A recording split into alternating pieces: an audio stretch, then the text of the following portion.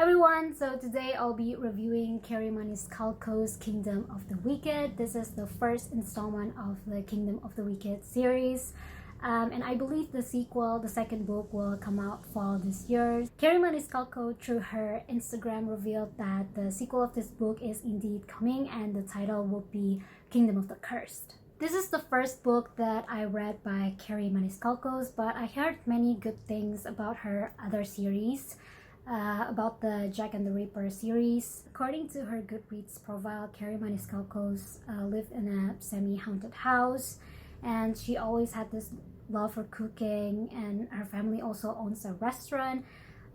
Later, I found that it is also a common theme with this book, so I'm really curious about how her upbringing would influence how she writes this book. Before we get started though, I would like to point out that this review does contain spoilers of Kingdom of the Wicked. The first part of the review will be spoiler free and the second part will contain spoiler, but before that I will point it out. So for those of you who has read the book and don't want to get spoiled, feel free to leave this video, but don't forget to like, comment, and subscribe and leave the notification bell on. Now that I get all the basic information out of the way, let's just get started with the review. So the story mainly follows Emilia and Vittoria, who are twin Sicilian witches who lives in secret to avoid prosecution until one night Vittoria was brutally murdered, and in grief Emilia wants to investigate who murdered her beloved sister and plans to seek revenge by even using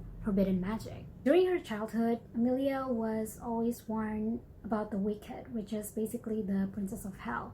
And then Emilia encounters one of them called Wrath, who also claims to want to help her to investigate her beloved sister's murder. I have huge expectation on this book. When I checked the Goodreads rating, I believe it has a 4 out of 5 stars rating. However, when I finished it, I was quite disappointed because I don't think that it has quite a clear narrative. It really feels like a prequel of a story rather than a cohesive story to me. I would like to point out first that this book is written in the first point of view. We mainly explore the head of the main character, which is Emilia. Personally, not a big fan of the first point of view just because it could be really biased, but in this book, I would say that I do enjoy being in Emilia's head. I do think that she's really refreshing as a character. She really knows what she wants and she's very honest with herself about what she wants. There's also quite a lot of time when she's thirsting over other characters and she's quite shameless about it. So I do think that it's quite refreshing. I don't really feel that she's annoying or like she's too dumb for the narrative to work or anything like that. So from the point of view perspective, I personally don't have a problem with it. I also don't have a problem with the author's writing style. I think it's very accessible. It's highly atmospheric without making the writing too flowery or anything like that. It's quite a short book with a lot of things that happens. So it tells you how Kerri Maniscalco could write briefly and concisely without jeopardizing the fantastical feel of the book.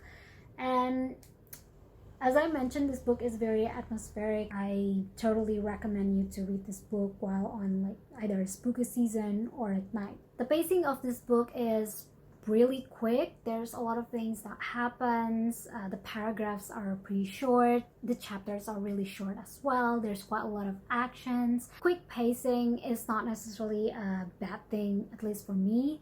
But in this book, I really have a problem with the pacing because there's a lot of things that happens, and then like when an event takes place, that event doesn't really touch upon that well. It's not a really fleshed out story, so it really makes the story becomes confusing and incongruent. So we're getting into the spoilery section of the video, so if you're not comfortable with that, feel free to leave the video, but if you're totally okay with that, let's just get into the spoilery section. First, I would like to talk about the characters in this book. We don't really have a lot of cast. Mainly we follow Emilia, the main character, and also Wrath, which I will touch upon in just a bit. But before that, I would like to talk about Emilia's first. Well, Emilia's character is quite inconsistent, I think, because in the first portion of the story, this writer established that she's supposed to be the introverted, the shy, the calculated, the low-key sister of the twins, whereas Victoria is supposed to be the one who's adventurous, who's more reckless, who's full of life. She says everything that she wants to say.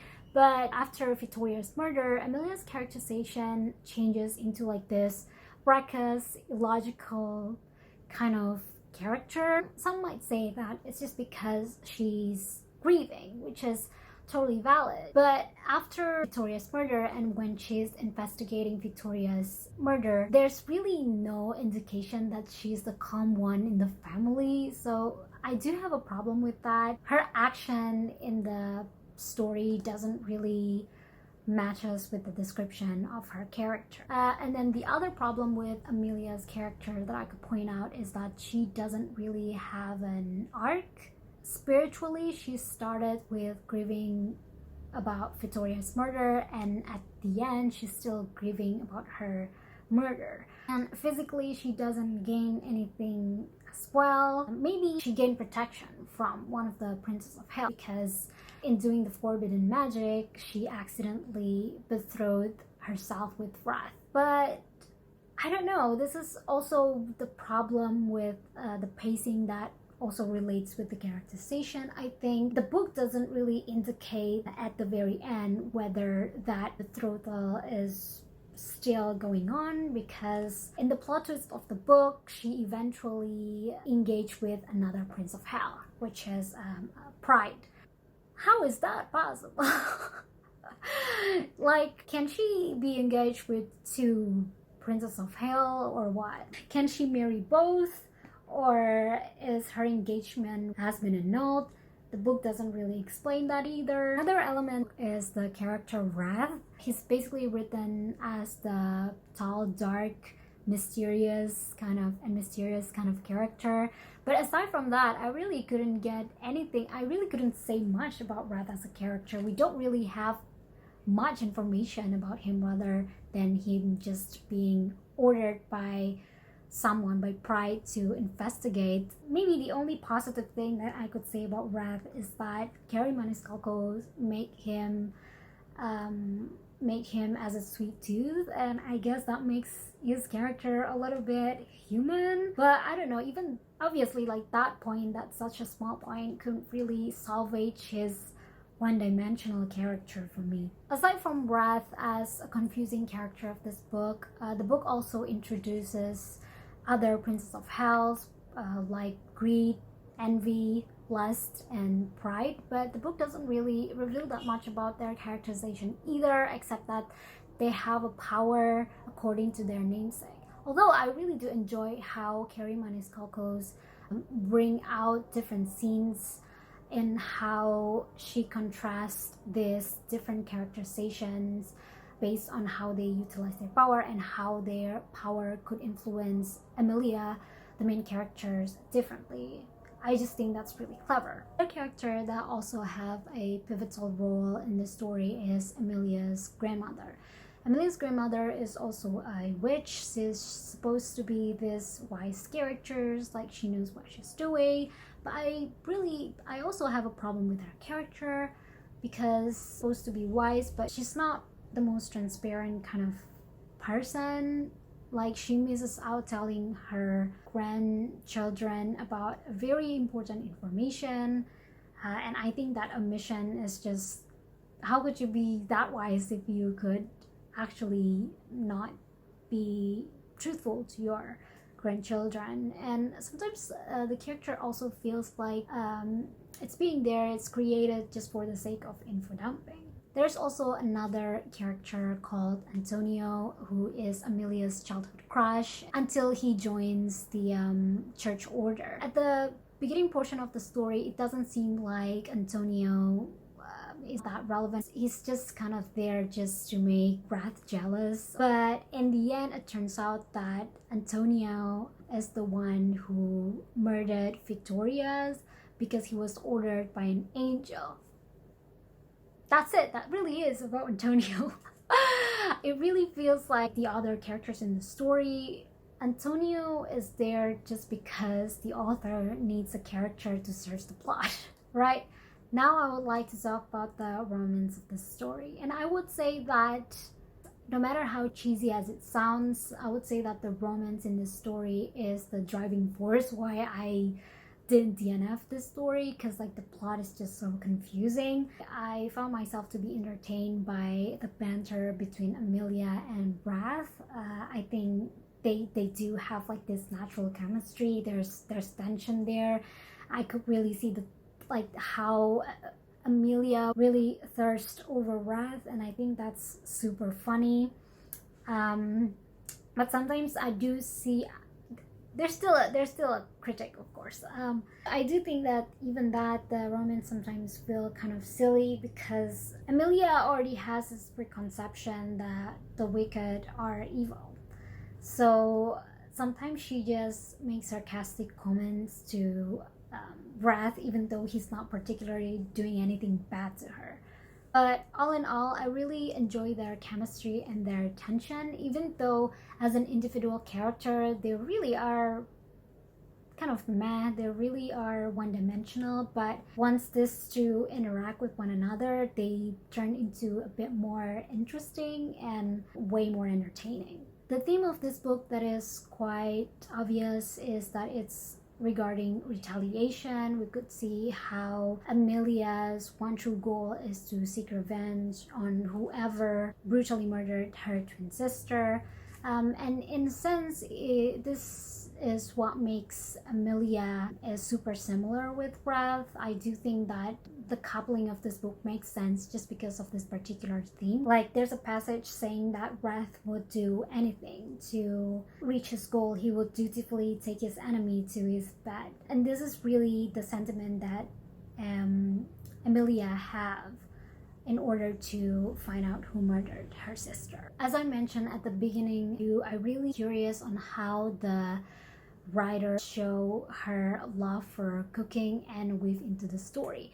And I would say that I am not disappointed in here. The food element in the story is really fun. I think it's utilized really well. How food is used as a bonding instrument for the characters in the story. We get to see a moment where before Victoria was murdered, she made Amelia a drink, and then after she was murdered, that drink is still on Amelia's fridge, and when she sees that, she couldn't help but like grieve. And then there's also a bonding moment with Amelia and Wrath, in which she gave an Italian dessert, and Wrath, it turns out that Wrath is a sweet tooth. I think that's really sweet.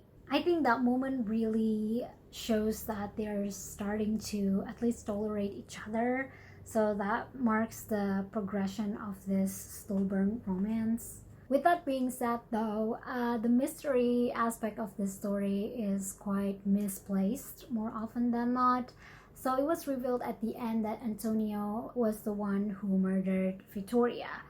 And I could really guess that from the beginning. I mean, like, at least one of the church guy would definitely be the one who killed the witch. But when it comes to the things that the author should have made it more clear, it's often left out. Like, just the characterization of all the princes, especially Wrath characterization, because it's also like one of the main characters. Even certain plot points doesn't really get explained, like how Victoria's amulet after she was murdered ended up with one of the creature in the story. How did Greed wanders around his casino without being seen? And also, like, what about Victoria's engagement with Wrath doesn't really get explained in the story. I also have a problem with the magic system in this story. So it's been established that for magic to work, the witches needs to verbally cast the spell. But aside from that, not much limitation has been rendered. I also think that certain event, like why, so there's a shapeshifter in the story, and for some reason the shapeshifters can't shapeshift anymore, which is like, explain us the reason, please. I do think like those kind of like little tidbits could be more fleshed out. It could be explained more. The emotion that this book left me is that I'm very confused. I just feel like I don't have the brain power to understand the book. We're just expected to implicitly understand everything and not really question it. Too many plot points are just vague, and there's too many loose ends to make a coherent story. I heard many great things about this book, and I'm quite sad that I couldn't like it as I wanted to. However, I must say that I'm still interested in reading the sequel of this book. I hope that the sequel could make up the weaknesses of the first book. Hopefully the magic system would be much more intricate, and most importantly, of course, wrath and motivation will be revealed, and overall it just makes a more coherent plot line. Even though I personally don't enjoy this book as much as I wanted to, I would still definitely recommend this book because the appeal is really there. I still think that the concept is interesting. It has witches, wolves, vampires, it has demons. I would like to point out that this book is in the territory of dark fantasy. It has some gore, it has some blood in it, but I wouldn't say that it's too unbearable. Like, even though it's a dark fantasy, I wouldn't particularly think that you couldn't read this alone at night or like be spooked to it by anything like that. This story really exudes warmth. We really get to see, I don't know, like this story just exudes like this warm energy, probably because it's super atmospheric, and for some reason, at least for me, the description of the food is really comforting. Though I wouldn't probably recommend this book to a younger teen. Probably like an older teen would be more appropriate because there's some steamy scene. It's not that steamy, but like it's flirting in that category. I wouldn't necessarily call this as new adult.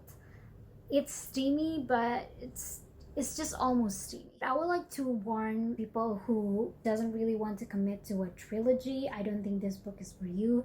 I don't think like this book as its own will really stand. It doesn't really make a coherent story, but you do want to commit to a trilogy, or at least planning to read the sequel of the book, it will be recommended as well. So based on the issues that I have with the plot and the characters in this book, I would give this book a 3 out of 5 stars. I would have given this book a higher score, but there's just too much vagueness of the story. At the end, I couldn't really determine whether this book is plot driven or character driven, just because I think both elements are not well explored. But all in all, I still enjoyed reading this book. I do think that the atmospheric element is really fun to read, and Amelia's and Wrath's banter is super entertaining. So that was today's review of Kingdom of the Wicked by Kerri Maniscalco. I hope that this review will help you in determining whether to read or not to read this book. Let me know in the comment section below whether you're planning to read this book, or if you read this book, share your thoughts. Do you like it or do you not like it, and why? I would like to thank everyone who made it through until the end. Thanks for watching this video, and I hope your tea will always be warm for reading.